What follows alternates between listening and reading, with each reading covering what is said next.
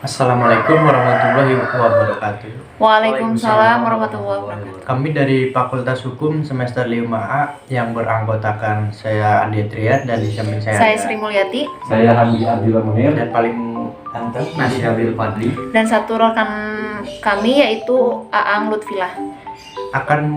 kita akan memaparkan salah satu tugas hukum pidana korupsi yang diampu oleh Bapak Teten Herdianto SHMH.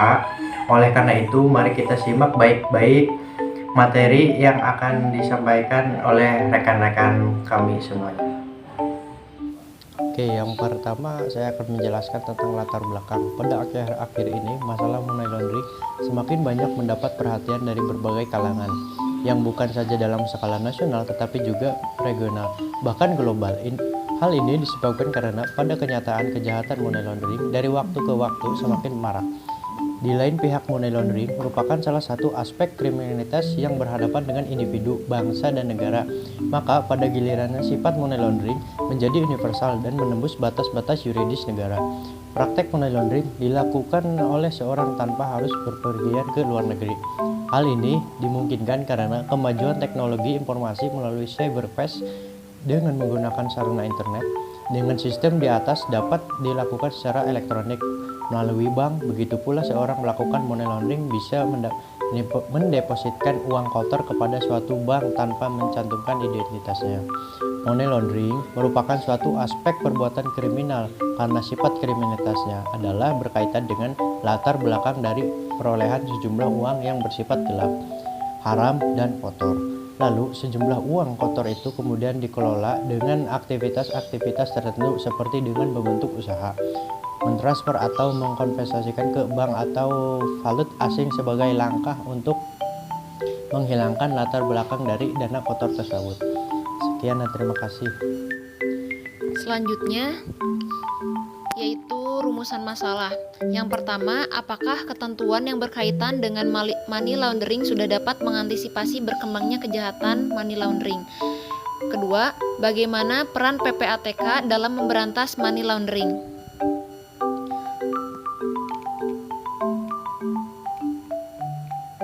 Masuk ke pembahasan yang pertama, ketentuan-ketentuan yang berkaitan dengan money laundering.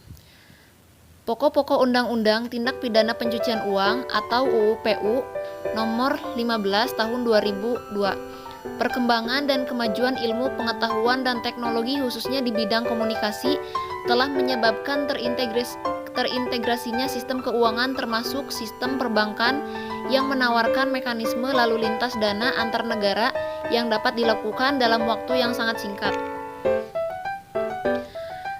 Keadaan ini di samping mempunyai dampak positif juga membawa dampak negatif bagi kehidupan masyarakat, yaitu dengan semakin meningkatnya tindak pidana yang berskala nasional maupun internasional dengan memanfaatkan sistem keuangan termasuk sistem perbankan untuk menyembunyikan atau mengaburkan asal-usul dana hasil tindak pidana money laundering. Jadi, secara umum, ketentuan-ketentuan penanganan perkara money laundering didasarkan kepada ketentuan-ketentuan yang diatur oleh KUHP. Maksudnya KUHP. Undang-undang ini memiliki sifat lex specialis Siahaan 2002 nomor 37, dengan mana eksistensi prinsip-prinsip yang dikandung undang-undang ini bisa menjadi pengecualian terhadap ketentuan-ketentuan undang-undang lain berdasarkan prinsip lex specialis derogat legi generalis. Secara eksplisit memang sudah dinyatakan undang-undang ini bahwa hukum formil atau hukum acara yang dipakai tidak saja ketentuan-ketentuan KUHP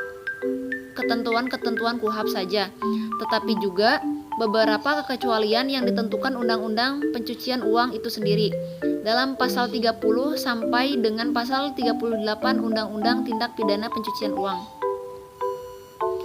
Selanjutnya, pasal 3 ayat 2 Undang-Undang Pencucian Uang menentukan ancaman pidana yang dijatuhkan kepada yang melakukan percobaan, pembantuan atau pemufakatan jahat dalam money laundering disama ratakan dengan ancaman pidana terhadap pelaku pidana yang telah selesai dilakukan sebagaimana diatur dalam pasal 3 ayat 1 Undang-Undang Pencucian Uang menentukan ancaman pidana yang dijatuhkan kepada yang melakukan percobaan.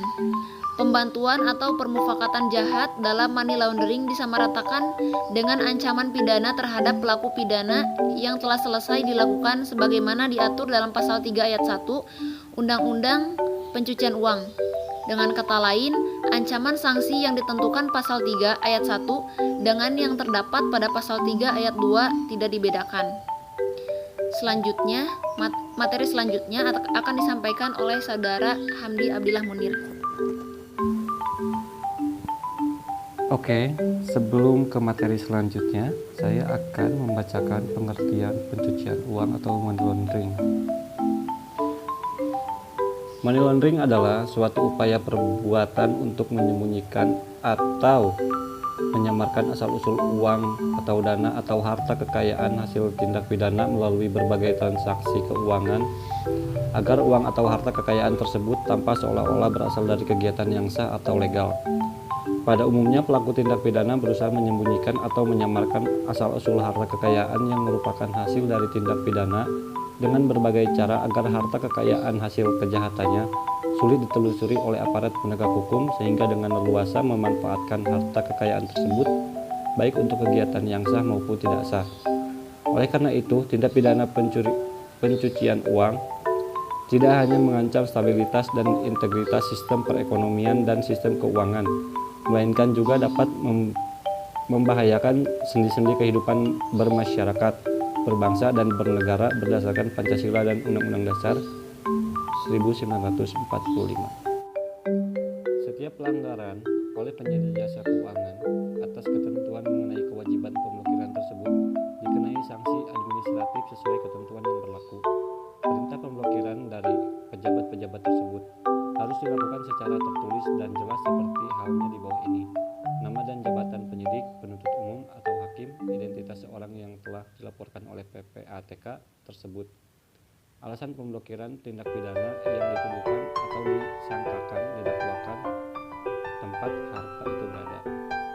Pasal 38 UU mengatakan bahwa alat bukti pemeriksaan tindak pidana pencucian uang berupa: 1. Alat bukti sebagaimana dimaksud dalam hukum acara pidana. 2. Alat bukti lain berupa informasi yang diucapkan, dikirimkan, diterima, atau disimpan secara elektronik dengan alat optik atau yang serupa dengan itu. Dan 3. Dokumen sebagaimana dimaksud dalam pasal 1 angka 9. Peran PPATK dalam memberantas money laundering. Tugas dan wewenang PPATK.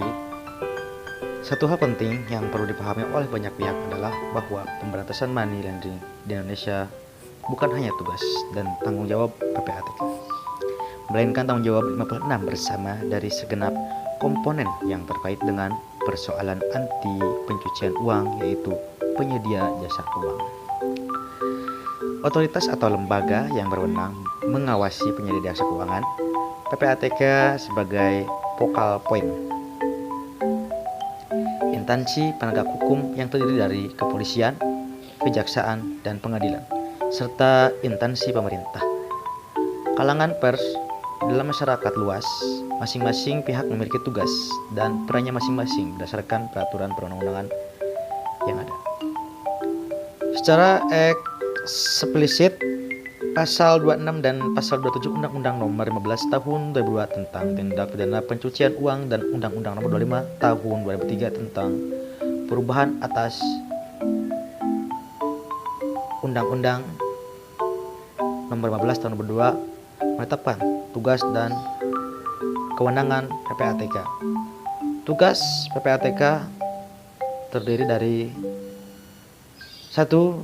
Mengumpulkan, menyimpan, menganalisis, dan mengevakuasi informasi yang diperoleh. 2. Memberikan nasihat dan bantuan kepada instansi yang berwenang. 3. Melaporkan hasil analisis transaksi keuangan yang berindikasi tindak pidana pencucian uang kepada kepolisian dan kejaksaan. Baik, di sini saya akan melanjutkan pemaparan materi dari hukum tindak pidana korupsi, yakni kewenangan PPATK berdasarkan pasal 27 sebagai berikut. A. Meminta dan menerima laporan dari penyedia jasa keuangan. B.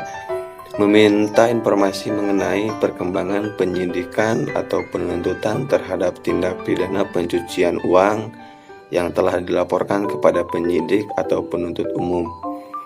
C. Melakukan audit terhadap penyedia jasa keuangan mengenai kepatuhan kewajiban sesuai dengan ketentuan dalam undang-undang ini dan terhadap pedoman pelaporan mengenai transaksi keuangan.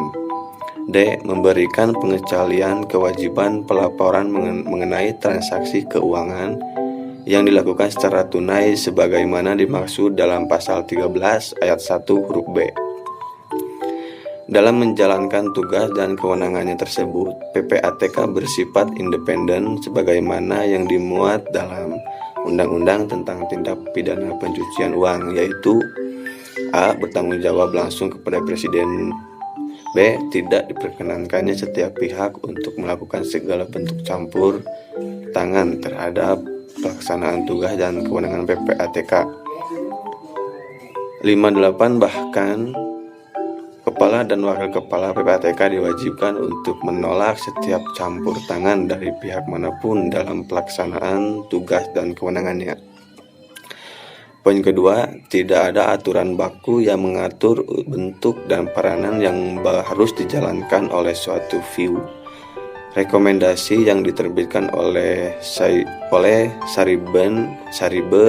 and Drug Money Laundering Convention misalnya hanya mensyaratkan tentang perlunya suatu badan khusus yang bertanggung jawab melakukan tindak penyidikan, penuntutan dan penyitaan, sedangkan rekomendasi FAT hanya menyebutkan perlunya competent authorities yang bertugas 59 menerima laporan dari penyedia jasa keuangan. Sedangkan European Money Laundering Directive menyebutkan badan yang berwenang memerangi pencucian uang dan mewajibkan anggota Uni Eropa untuk menjamin bahwa badan tersebut memiliki kewenangan meminta laporan dari penyedia jasa keuangan. United Nations Convention Against Corruption tahun 2003 memerintahkan agar setiap negara anggota mendirikan view yang secara nasional berfungsi sebagai Center for Collection, Analysis, and Dissemination informasi tentang dugaan pencucian uang. Terima kasih. Mungkin cukup sekian presentasi dari kelompok kami, kurang lebihnya mohon maaf. Wabillahi taufik wal hidayah. Wassalamualaikum warahmatullahi wabarakatuh.